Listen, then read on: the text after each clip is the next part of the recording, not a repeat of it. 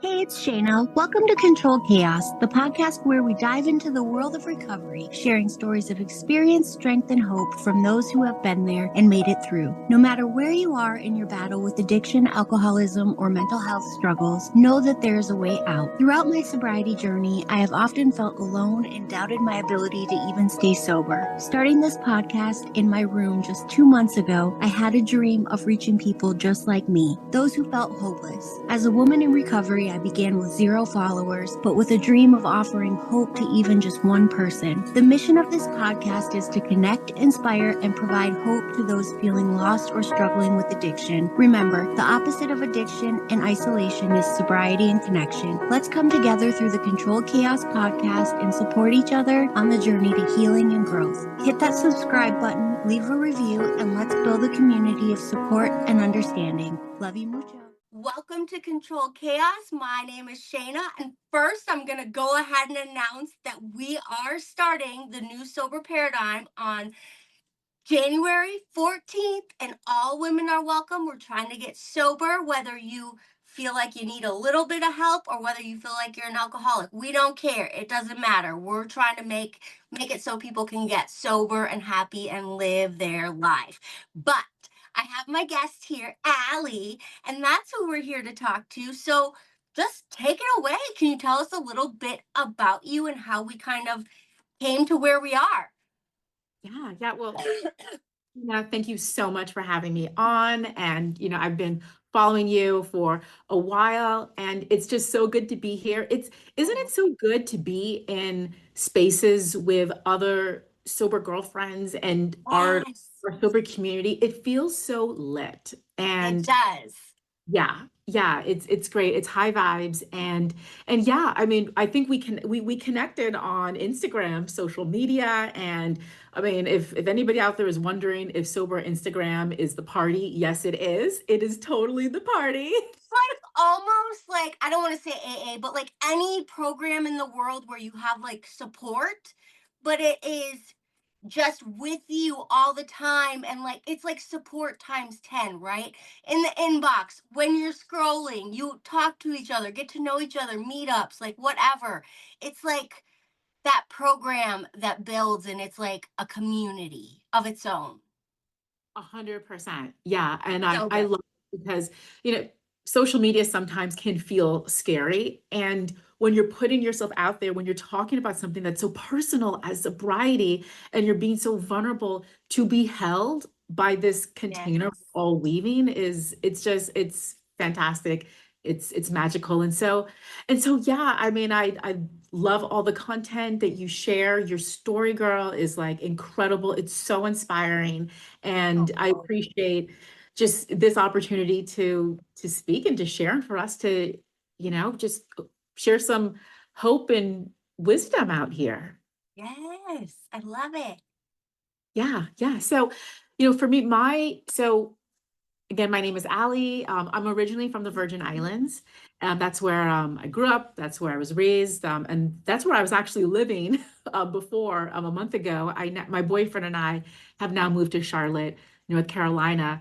But yeah, that's where I'm from. And I've been sober for a little more than 7 years now, which super, thank you. Yeah, super pumped, super proud of. And, I also help women, help them live their best sober lives and help women in their sober journey as well. So it's, what I feel so strongly, Shane, and I think you'll probably connect with this too. It's like there's so many great voices in our community, and I feel like we need as many voices as we can to really uplift, like just to keep uplifting this space because, who knows who's going to connect with who. Agreed. Um, Yes. and we need more people to, to collectively change what I think is the world. I think we are truly disrupting. We're at a point right now where we are disrupting big alcohol. We're disrupting the culture of alcohol, and who knows where it's going to lead, right? So, Yes.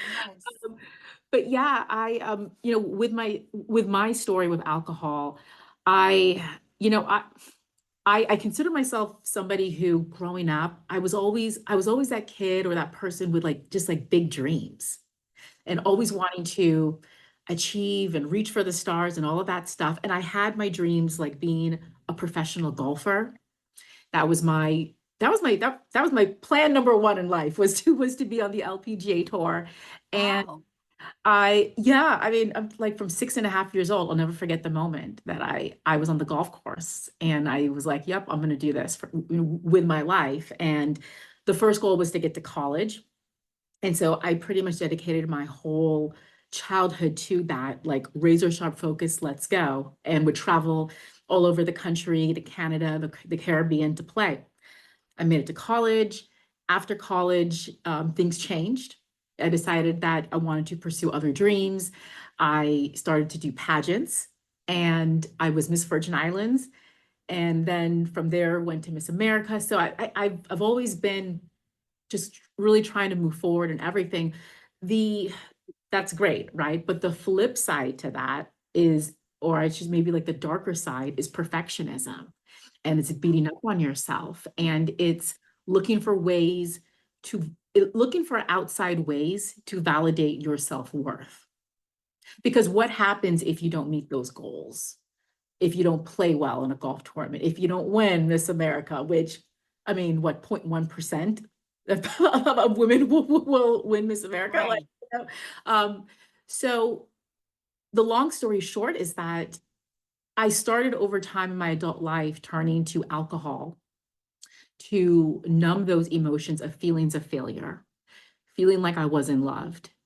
And then that really grew into being in spaces where I found myself turning to alcohol so that I could feel like I fit in more, like when I was socializing.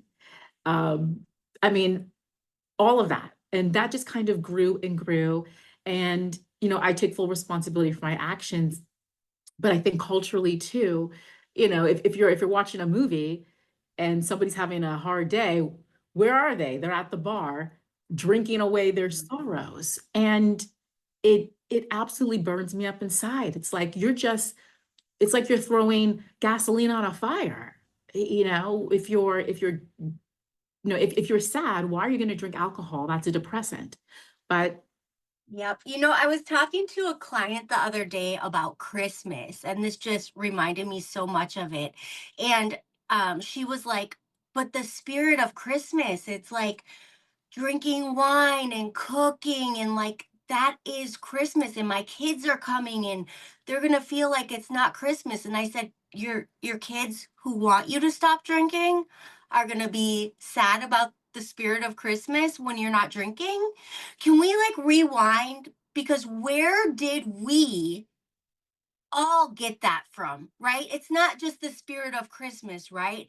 But it is this ingrained thing, like when you're stressed, when you're sad. If you're having a party, you should be drinking. If you blah, blah, blah. And it's like these things that we were taught, like even I like the taste of, wine with my steak or with my cheese. When you first drank wine or you first drank alcohol, not a one of us liked it. Let's be real. Like, this let's is be effing stuff real. that is ingrained and taught to us since we are little, and it's not real. It is so weird to me. And I don't think, because we all talk about the commercials and yeah, it does play it up. But I don't think I ever got until that moment that she said that, how really it is taught from the time we are so young that it's just a part of celebration. And how do you celebrate without it? I don't think your kids who haven't seen you in years are waiting for you to have that glass of wine. I think they want to see you interact with your grandkids, with spend time. Yes, the food they haven't eaten in years that you cook. Those are the things that like they miss. They don't miss seeing you drink a glass of wine. That's so weird when you say it out loud, right? But it's not weird at all. This is what people are thinking. Absolutely. It's the moments. It's being present. It's the connections. Alcohol. removes you from that. It waters it down. It it robs you really of being able to fully appreciate it. You might feel some heartfelt, you know, moment, but that's it's not, you can only go so deep, you know. Right. And so I totally agree 100% with what you're sharing about that. And yeah, we did have a, we're just kind of coming out of the holidays, Yeah. so we're in the throes of the new year and dry January. But you know, going back to the holidays, it's such a, it's a beautiful time, but could also be a little gnarly sometimes with the holiday flow, the hustle and bustle. Everybody's trying to navigate it, like like we're all trying to like Yeah. figure it all out. And I know that for me in past holidays, I would feel so sad as an adult. And this is before, I'm now with my partner, Pat. We've been together for, I also call him Doc, but we've, Uh, yeah, we've been together for over 4 years. But prior to our relationship, the holidays would roll around, like starting with Thanksgiving, and I would be so down and start to panic, like, okay, am I going to be alone, or, am I going to be at a party where I don't know anybody? And then just the feelings of I should be in a relationship, like, why am I still single? Like all of that, like, because that was really where my sober journey started, when my alcohol consumption started to just increase and increase. And that was coming from a place of being sad, lonely in my single chapter. And right. when I look back on that, yeah, it's mixed, because a part of me says, oh, I wish I would have looked at it this way. But I do believe that I was that rock bottom. I needed to go through that in my life journey to be where I am today. But I wish now, and this is what I do share with women and with anybody who I'm speaking with, is that that single chapter is so precious. That's your time to really get to know yourself so deeply, and to know yourself and to know what you want, and to live with joy, like just trusting that you are exactly where you are, and know, like, yes, you will have that chapter of that big love. Like, don't lose faith or sight of that. But where you are right now is for a reason. Everything has to time out. Like everything has to time. So back a little over 7 years ago, I I actually did get into a relationship that, in hindsight, wasn't the best one. And, Right. and I take full responsibility for my actions, because in that relationship, I started to drink more and more, um, every single day. And it wasn't just because I wasn't happy in the relationship. I wasn't really taking full ownership of my life. And I Mhm. was playing victim. I was throwing myself a pity party. And wine was my drink that I would have every single day. I went for months. I think when I did the math, it was like over like 60 bottles of wine in like 3 months. It was definitely like wine every day, multiple bottles of wine on each weekend day. Like, it was just crazy. So And let's talk about it for a second because, and I gotta bring this up because you're such a sweet girl. And like, I know you, obviously, all of us who have been through struggles with alcohol have really worked on ourselves and we've come to like taking responsibility and what was our part in all of this. But like, truthfully, when you're not doing good, right, you always attract people who are kind of like in that spot also. And I think that when I am around somebody that's not doing well, my bad qualities amp up, but so do theirs, right? So there's like this like twirling of like shittiness that goes on when you're in a bad relationship, right? Like it's real bad. And this is why I want to go back to this because you just went like, I take full responsibility. But the truth is like how many women are in such bad relationships and they're using alcohol as like a thing, right? Like to not feel it, to like tap out for a second. And it really is. It's like both parties, right? Like it's like you attract not good people or people who aren't in good places when you're not in a good place. 100%. I mean, in hindsight, in that relationship, and I do want to say, like, I wish this person the best and everything for Right. sure. Yes. That's You what know, I and said. Like, I know you're so I, sweet, but yeah, yeah, like, and I'm sure they're doing great. They're doing wonderful. Like, Godspeed.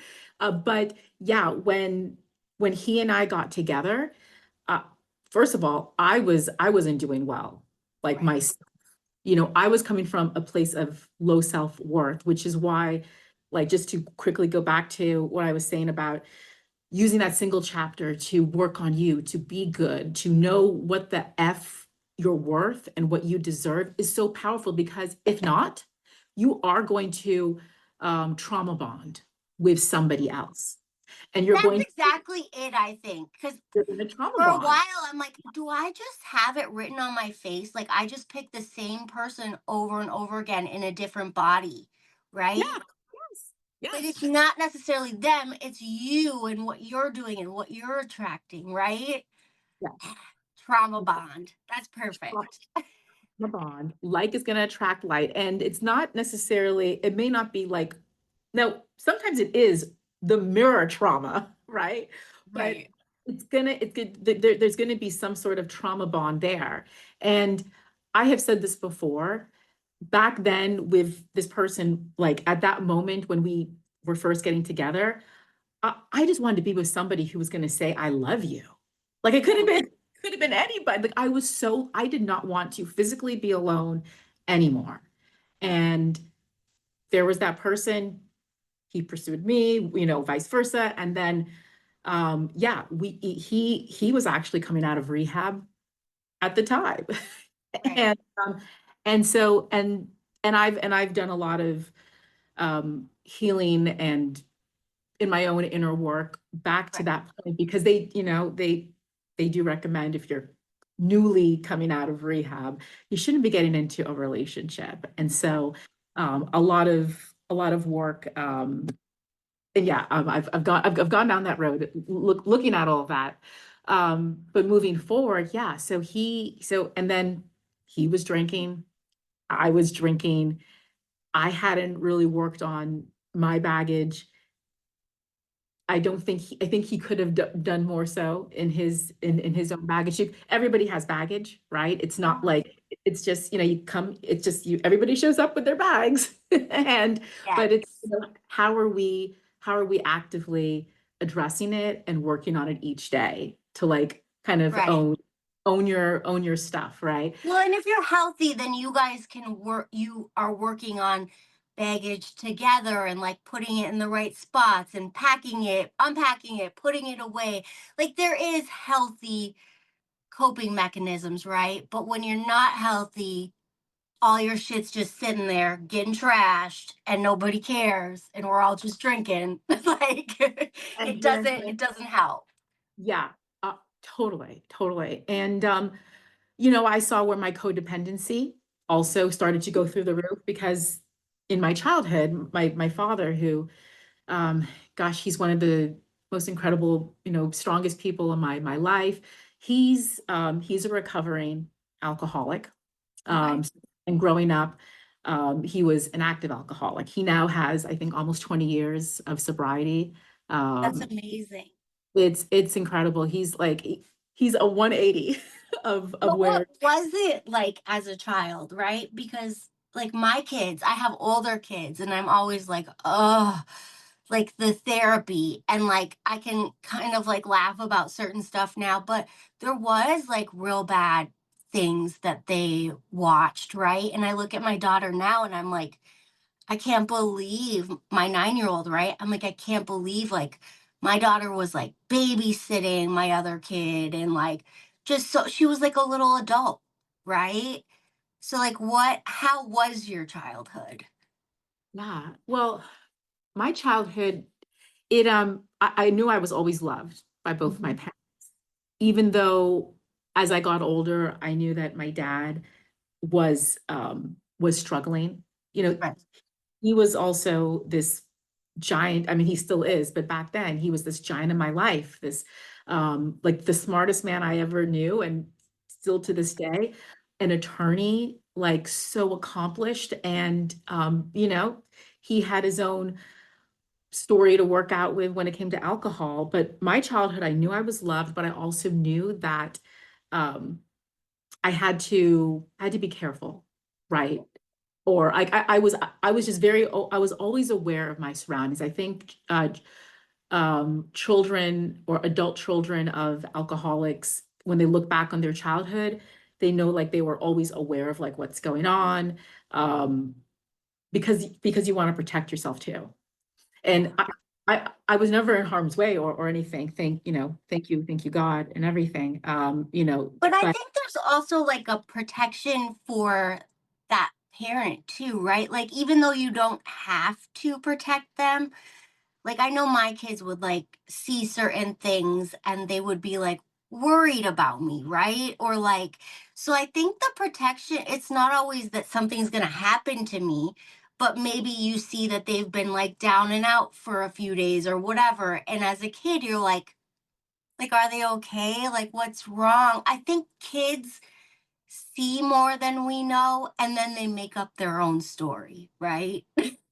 totally, totally. And for me, it was just like I knew when my dad was available as a parent, and I knew when he wasn't, because Yeah. it was a pretty like he would come home. I knew that he wasn't available yet. There was usually a drink he was making, Right. and so the emotional availability, and then I think the physical presence of a parent, that availability, I knew when and where and the times and everything. Um, so things were predictable a little bit like that. And then of course sometimes there were the unpredictable moments of alcohol. There might be an unexpected argument out of nowhere. You don't even know. It's like somebody said boo, and the next thing you know, like, you know, Right. things are just wild and chaotic. Um, and with being as I mentioned, I was a child athlete, so I was very disciplined and practicing golf six days a week, doing my homework at the golf course. And my dad was very involved in that part of my life, so he was very present. But with alcohol, if I wasn't performing very well, that was one thing. But it was also hard for him to navigate his own emotions, right, and disappointment. So, um, him and I have done so much healing now. We've talked about it. Now we kind of don't talk about it because we're like, okay, we've like, F it. Like we're good. And it's been so well, I'll finish that thought, but I do want to say something really quick to your note on when you were mentioning your kids, if there's anyone out there who maybe was wondering, what you were wondering with like hidden stuff, like I share this. I cried and experienced a lot of heartache as a child with my dad, even though I knew I was always loved, right? Now, as an adult, with his own sobriety and the years and the healing and him being so available and emotionally available, I now like there's a part of my childhood that's been healed like that. Right. Like I feel like I feel like, I always say thank you God for this, but like my I got my dad back, right? And so that now the childhood pain, it's different. It doesn't like he's helped me heal in his own way, even though knowing that like it's my own journey. Does that make sense? Yeah, So no, it definitely does. yeah. So sobriety, it really it can repair relationships, even it's funny, it's like we say kind of like let go, let God, right? Yes. And different things like that. It almost feels counterproductive a little bit to be like, let go, let God, surrender and all of that. But it really does heal. And of course, conversations when they're appropriate and when there's the time for that. Um, but yeah, I feel like in my as an adult I feel like I've had my dad back and everything. So it's been it's been great and really wonderful. I love that. I know it's not like the easiest thing to talk about when you're already over it, but it kind of does shape who you are and what's going on. Okay, so we're with the ex-boyfriend and you're drinking a lot. What happens then? Yeah. So there was a part of my soul and spirit that deep down was like, I can't do this forever. Like I gotta get out. And astrologically, I'm a Gemini. I'm actually a double Gemini because Okay. I'm a Gemini sun, Gemini rising. And one thing I think about Geminis is that when we know we're done, You're we're done. done. Like when we I'm can't, just an Aries. I'm just gonna blow it all up. right, right, exactly. Burn it Like, down. Burn it down. girl, Be girl, crazy. I I love me some Aries. My dad's an Aries. Okay. So like y'all don't Love play it. around. Y'all don't play around at all. Fire. I love it. You're wearing red. I'm wearing red. Like that, love the fire energy. So I broke up with him. Mhm. And that was really hard. I mean, at that point, girl, this was somebody who had told me all the things like, we're going to get married, we're going to have kids. And to put this in a time perspective, I want to say I was 30, like maybe 34 at the Right. time. And I'm at that point where I do want to get married. Like Yeah. I do want children, everything. And as a woman, you're thinking, okay, all right, let's get this going. Thank goodness we didn't try getting that far Right. into things. So I broke up with him, and um, the next month, as crazy as it sounds, I turned whatever birthday that was, and then I got a head injury, and it was at the time it didn't really seem that big, but honest to God, you never know with these things. I was playing volleyball with a church group, and somebody spiked the ball, and like I said, I'm a golfer. Volleyball wasn't my sport, and the ball hit me in the head, like directly on my forehead. My head like snapped back, and I could, from what I understand, it really messed up C1, C2, like muscles. It was bad. And basically, I had a concussion, and doctors said that it would probably go away in Mhm. time. I was on some low dose pain medication. Well, that didn't work. The headaches were off the chains, they were debilitating. My whole face would feel like it was on fire. My lips would feel like they were on fire, my upper back, everything. And in the job that I was in, it was a marketing job. I was going to different healthcare facilities. I got on very strong pain medication, which meant that I couldn't drive when I was Right. on. I just had to lie down. And that was in the job, it was based on numbers and quotas. I wasn't making it. I was barely able to function. And it was one of the lowest moments of my life. Like coming out of that relationship where there Right. was so much alcohol, so much stuff, and then breaking up with, the person and then the head injury. And now we're in the summer of 2017. Now all of a sudden we're looking at September. We're in September of 2017. I get called into work. They fire me. And now I'm freaking out because I'm about to lose my health care. And I have this head injury, like months of all this head pain. The next day, because I wasn't in the Virgin Islands at this time, I was in Louisiana. The next day, a category 5 hurricane hits my home island, devastates it. I lose all contact with family. The Mhm. island is destroyed. And I'm thinking to myself, okay, I've just been fired. I'm about to lose healthcare insurance, and I have no home back to go to. And I don't even know if my family is okay. Right. I I was in a state of God, like almost like I felt stranded. Right. And I felt, not to sound dramatic, but anyone who has experienced a concussion and for months, and that pain and that darkness, I thought I was dying. Like Yeah. I felt like I was just deteriorating. And maybe it was a little bit of playing victim, but like I was in so much physical pain, emotional pain. I just dropped down.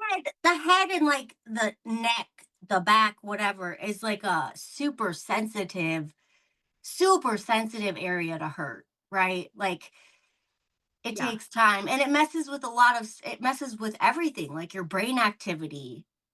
mental health, Yeah, me- like crazy. everything. I didn't have a good grasp on reality, Your you know. spine. I kept saying your back, your back. No, Yeah, like your spine, it's a huge deal, right? it's it's huge. It's absolutely huge. And I remembered I think it was maybe a day or two after that hurricane hit. And by the way, I myself have gone through a catastrophic hurricane from childhood where I remembered our roof going and like the windows being blown in. So there was some PTSD that was coming back from that moment. But I remember dropping to my knees in my apartment a few days after that hurricane with my head pounding and just being in the state that I was in. And I cried one word and I cried life. It was all I could get out of me.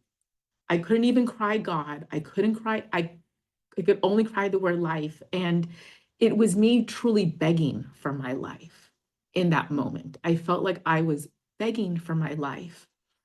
And I truly believe in miracles. I got up. The clouds didn't part or anything, but I got up, I wiped my tears, and I thought, okay, let me just do the next best thing. Shayna, within a week, almost every part of my life had been restored. And it was the biggest miracle, one of, I should say, the biggest miracles I've ever experienced in my life in 7 days from that moment of truly surrendering on my knees, begging for my life.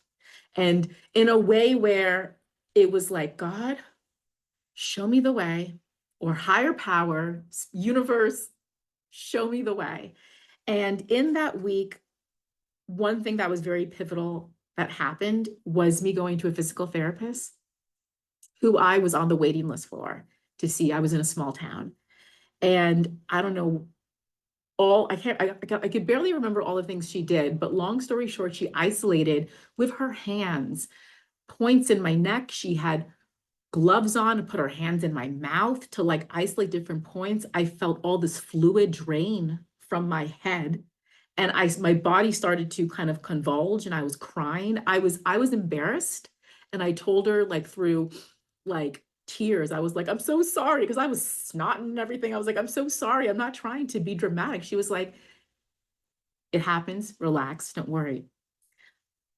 After that appointment, I got into my car and I literally felt my body for the first time because that nervous system, it like I was starting to lose the feeling of like being able to feel my own skin. That's how bad it was. I sat in my car, I felt my skin, my body for the first time. And in the quiet of that car, I heard two words: don't drink. And I believe that those were my guides speaking to me. Again, not a dramatic moment. Clouds didn't part, rainbows didn't appear. It was just don't drink. And I knew in my soul at that point that sobriety was now my new North Star in my life, that my life was not going to move forward unless I was going to be sober. And I could have a choice. I could go back to drinking and go around that hamster wheel again and stay there forever. Or I could finally listen, don't drink, and move on. I love that so much. It's funny because people often ask me, I like two things that you said there. People often ask me, like, what is it that you do to get sober? Like, what is the key? And the truth is, and I don't care how many times we explain it or say the things we do on a daily basis or we have done, which whether you do AA or you don't use a program or you just use like sober Instagram, it really is like mind, body, soul, right? If you really break it down, it's mind, body, soul. But what people don't understand is there is often first has to have like a change or a surrender or a stop in you. Like there has to be a point that comes for you where you're like, I got nothing, I can't, and I don't know how. And if you're missing that part, when you do all the other things, sometimes it just doesn't come together. And you're like, what is going on? And I went to rehab over and over again. And like a lot of people will say, like, you don't want it bad enough if you've done these things and it doesn't work or blah, blah, blah. And I think honestly, like I really wanted to get sober. I really had no idea how. And there just came a point where I thought I was giving up. Like I was like, I'm taking these kids and I'm going home to my mom and dad so that like when I die, they have someone because like I have nothing left to give. And I got sober that week, right? It's like this surrender, like I got nothing because I can't figure it out. And like we can say, right, like prayer, meditation, you can cut down, you can do this. There's all these things that keep us healthy and keep us sober, but the getting sober is really a surrender of like, I'm not in control of my stress, anxiety, my insecurity, any of that anymore. Because when I want to control it, I want a man made right now fix. And what I'm going to go for is alcohol, drugs, whatever that is, right? But there's a point where that stopped working, right? Yep. And Yeah. it's just like, I give up.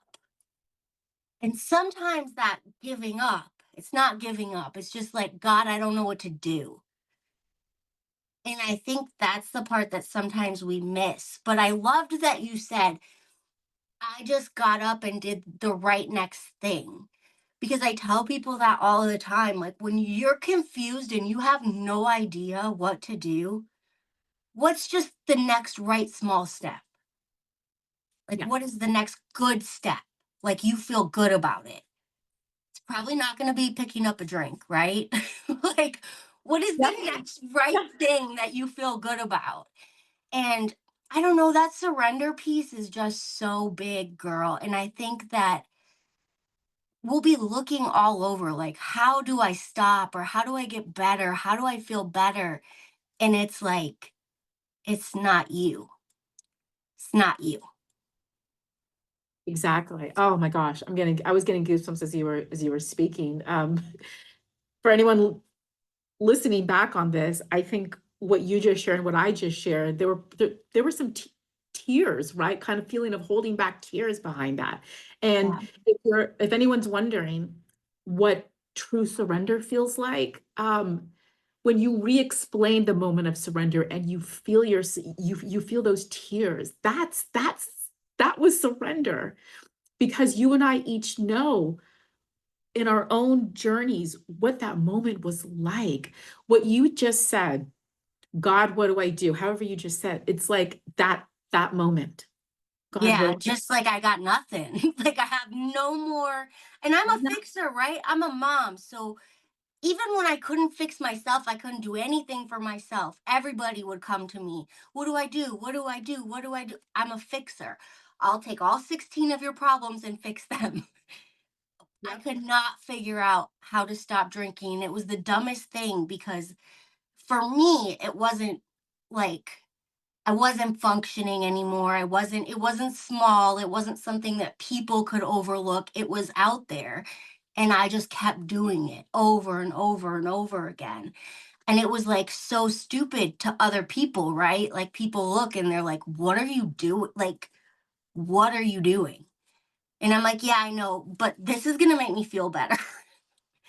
And trust me, the person doing it thinks it's stupid too. They just they can't get it.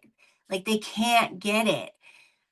But it finally came down to like, you got to help me, God, or I'm just done because I don't have any more thoughts on how to fix it or how to make it better or how to manipulate the system or whatever it is.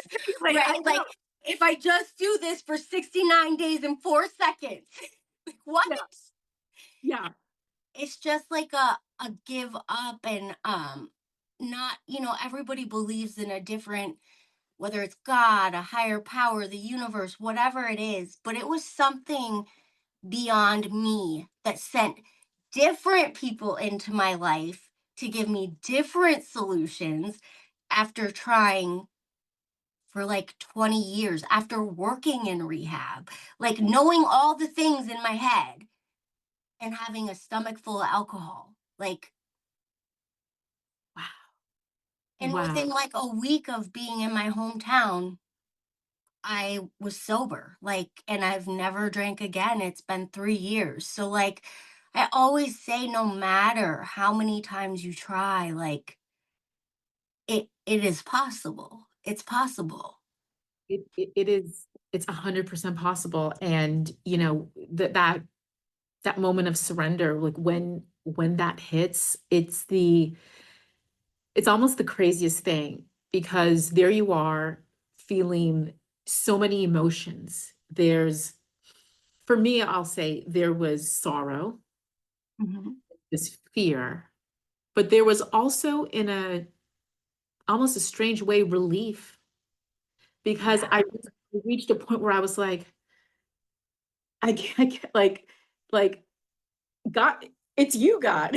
It's you, universe. Like I've done everything I could. I worked my tail off on that job, you know?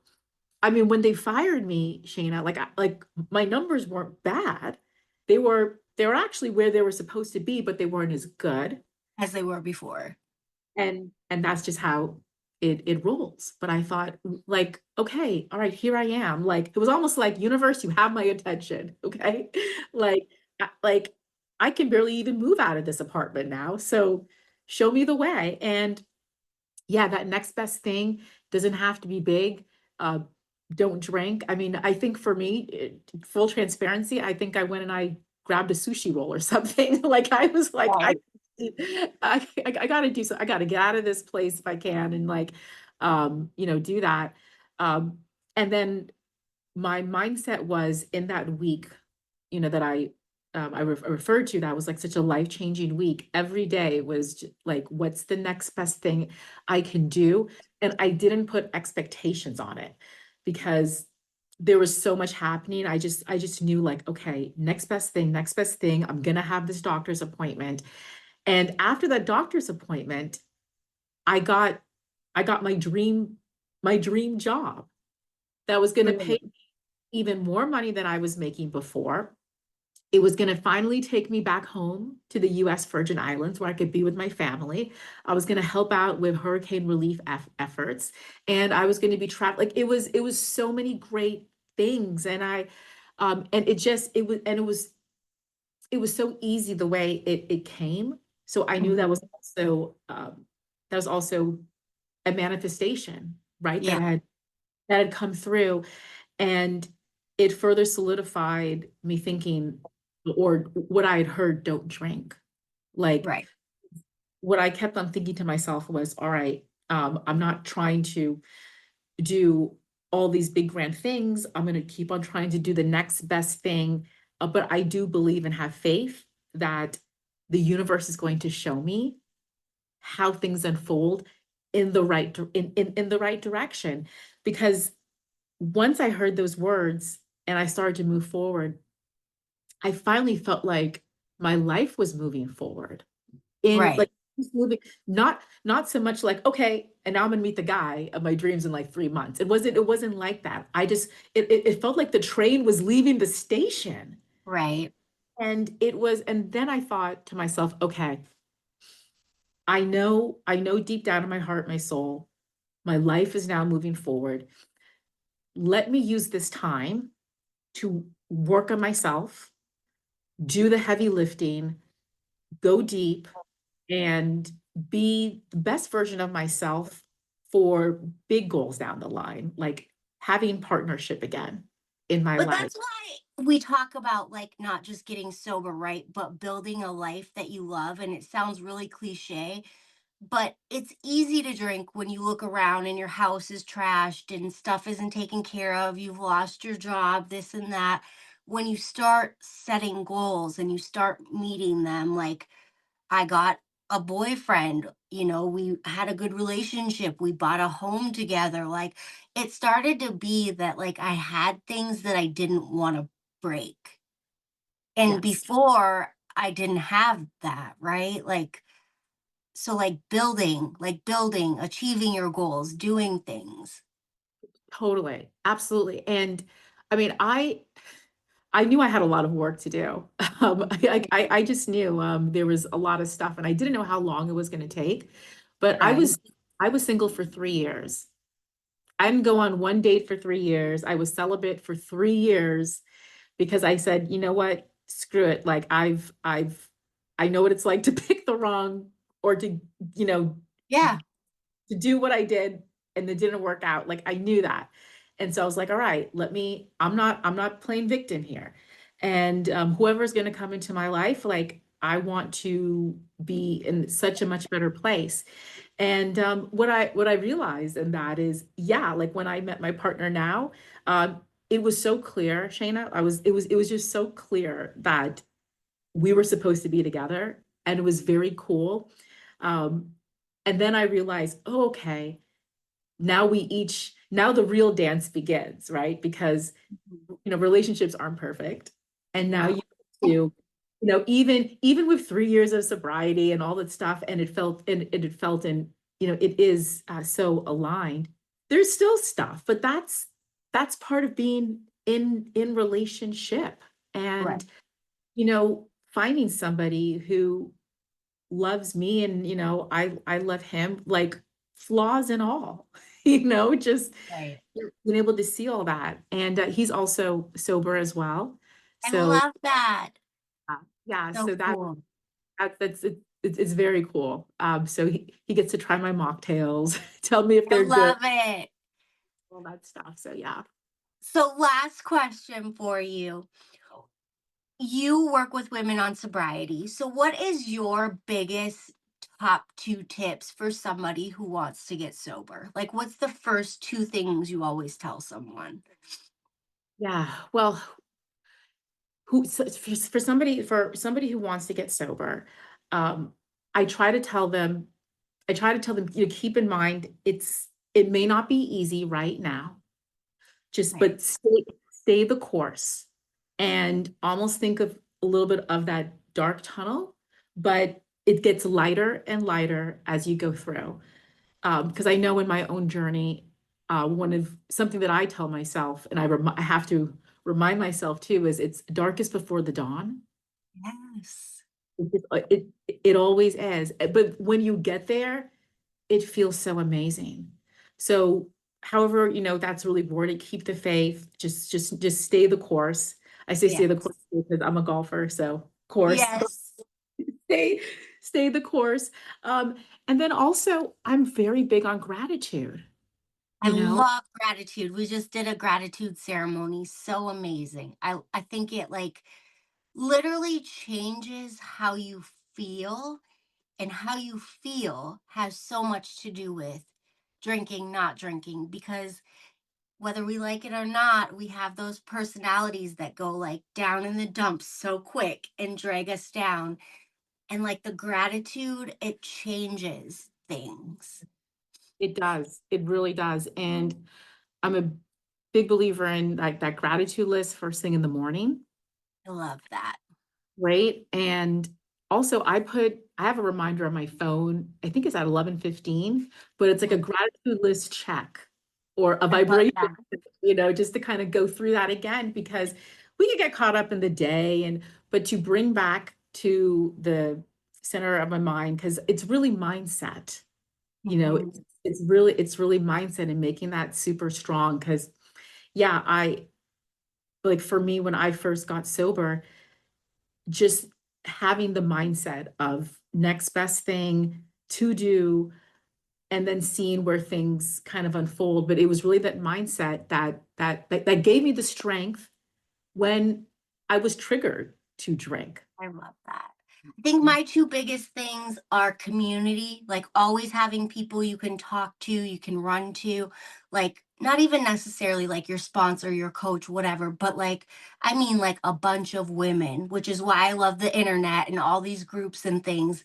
People do it through, whatever programs, but I love community, always having somebody you can text, talk to, and a plan. I always felt like if I didn't have a plan, I was going to fall wherever I went. Like if you have a triggering moment or you have something bad that happens, you have something exciting that happens. Cause like I think we think that triggers only come from when something bad happens, but truthfully, we haven't let ourselves feel a lot of things. So when we get super excited, sometimes that dopamine kick is like, I want more, right? And you want alcohol. So I think like having a plan and having a community is a huge, huge thing. Mindset is huge. But I think being able to see different women like this, right? Talk to different women is such a huge deal because you see how it manifests in all different ways, right? Totally, because we're not alone. No.